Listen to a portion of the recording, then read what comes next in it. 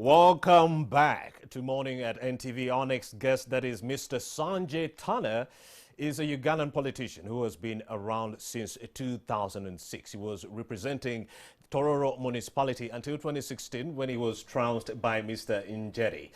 We are going to interest you with this interview that was done by Sheila Nakayemba so that you can get to know who is Tana Sanjay and does he have chances to trounce Mr. Mike Mukula, Captain Mike Mukula for the NRM Vice Chairperson, Eastern Uganda. Does Sanjay Tana have what it takes to do this? Sheila, take it over. Like many, the NRM is attempting to reinvent itself with youthful aspirants for its structures. Now, one of these is Sanjay Tana, who is aspiring to be the NRM Vice Chairperson, Eastern Uganda. Yeah, I'd like to thank you for hosting me here today. I was duly nominated for the position of Vice Chairperson, Eastern Uganda, and the campaigns have been ongoing, and we've been traversing parts of the country looking for votes. As you very well know, I have served in different capacities in the office of the Vice President, 2 terms in Parliament. I've been elected by the people of Tororo, and now I feel that I need to go and contribute at the level of SEC. So why are you running for this particular position, the NRM Vice Chairperson, Eastern Uganda, yet you have already established yourself as a member of Parliament? Yeah, the opportunity is there. The ground is good for that of an MP, but of course the position of SEC is much higher. The contribution can be immense. There are certain fundamentals that I believe are lacking. The reason, one of the biggest reasons I feel is that my opponent has been there for close to 16, 17 years now, since the formation of Parliament. While regions like the North have had a change in their leadership, I feel that, one, the Eastern region is due for change. My colleague has been able to contribute what he has possibly been able to. They've been able to put the building blocks there. It's my turn now to go with the contribution that I have. Of course, there are quite a number of factors. Number one is there is a lot of intrigue within the party. There is a lot of corruption, you can call it, especially in the Eastern region where we see opposition gaining traction. And the current leadership in the East is not really able to hold back that traction. The second point is that there's quite a number of promises that were made, including facilitation of the offices, office members. Up to date, we have many offices that have been shut down in the East because of lack of rent, because of, say, for example, they even lack basic stationery, basic facilities like a computer, like a printer in the offices. And this is a problem that the NRM chairpersons face at district level. They need to be empowered, they need to be facilitated in order for the party to function in a proper manner. And of course, above all, the weakness that is there, and it cuts across the country, is the failure of some of our colleagues at the helm of leadership in cadre identification, promotion and placement. So I feel very strongly that because I have come through the youth structures, because I've been involved with the youth for close to 15 years now, I feel that most of these youth that are now ready to take leadership position are really left out of the system. And I feel that I will be able to identify these cadres to help the party propel to the next level. So you have talked about your opponent having been established for quite some time. How do you intend to break this kind of system? You see, the biggest problem we have is that the failure to propagate ourselves into the changeover, especially when you look at the government structures. For example, within the army, His Excellency the President has been able to rejuvenate, and the younger generation is gradually or has gradually taken over.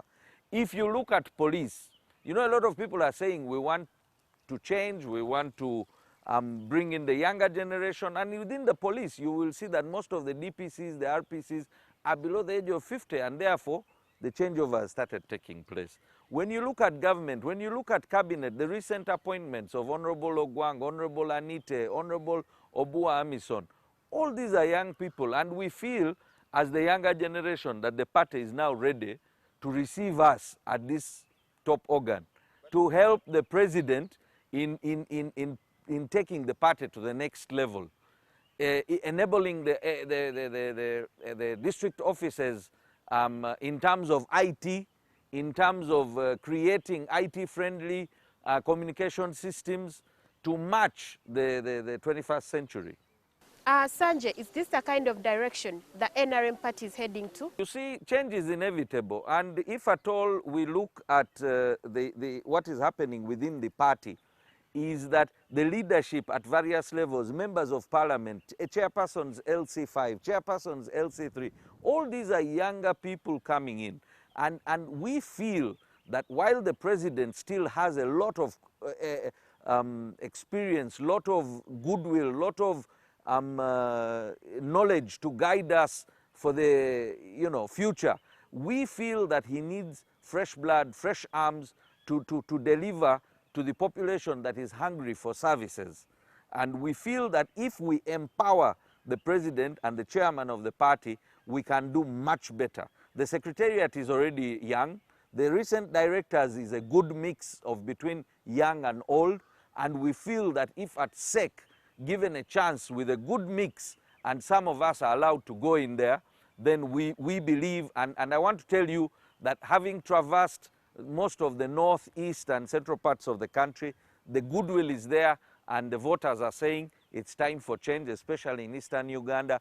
After 17 years, they feel that now they need fresh blood, and there I am, ready to serve the party. So what can this fresh group of aspirants offer that the existing system has not had?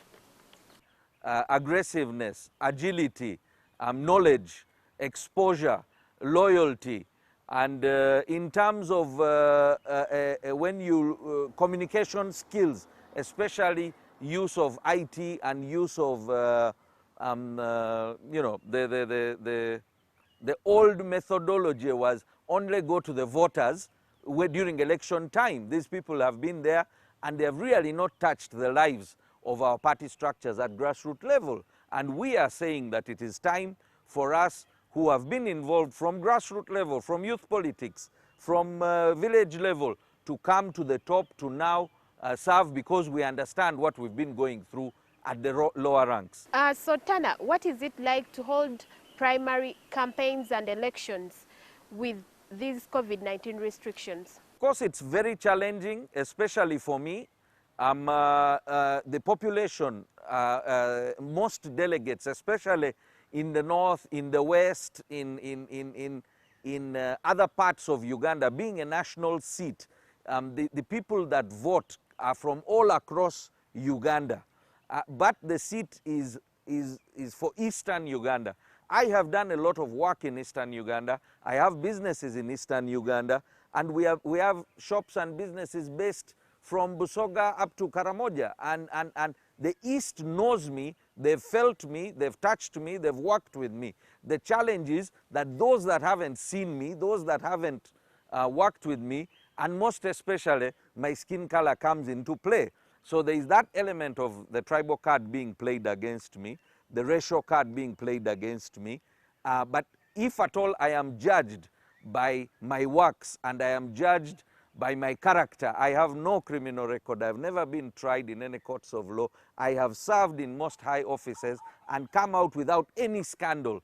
And if all this is what I am judged with and the delivery to grassroots level, I believe very strongly that I have very high chances of winning.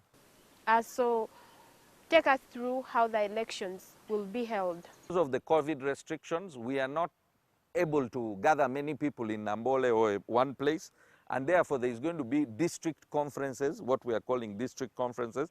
These people will meet at district level. There will be guidelines issued by the Electoral Commission, and they are going to vote on 7th and 8th of this month. That's what we've been told. And all the delegates will merge at the district. And what is going to happen is that they will choose the party chairman. There will be an election for the party chairman. He's unopposed now. And then the first vice chairperson national, national vice chairperson female. And then we will have the 6 regional seats. And this will be done on the 7th and 8th of August, and which is Friday and Saturday this week. And these results will then be transmitted to the Electoral Commission in Kampala, which will do the tallying, and then the winners shall be declared accordingly. So lastly, what words do you have for the people in Eastern Uganda? Of course, I would say that give me a chance. The term is for 5 years.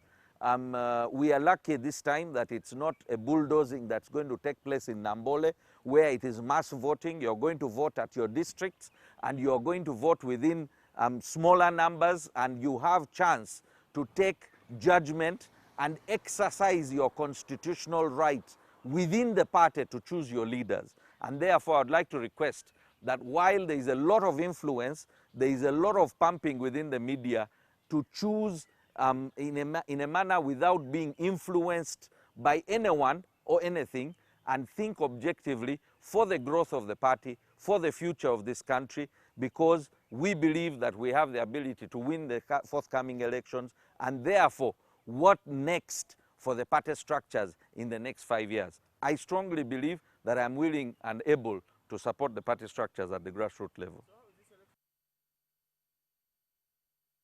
Mr. Sanjay Tana speaking with a lot of authority right there. 2006 all the way to 2016 when he was trounced by Mr. Ayeri for the Tororo municipality seat. Why isn't he vying for the same seat this time round? Well, people are saying there was a division between the Yapadola and the Itesots who make up the Tororo area. So there you have it, Mr. Sanjay Tana saying yes, they have what it takes to actually win the Eastern Vice Chairperson seat away from Captain Mike Mukula. Does he have what it takes? We shall keep a lead on that and give you more details as they continue to stream in. All the best, Sanjay.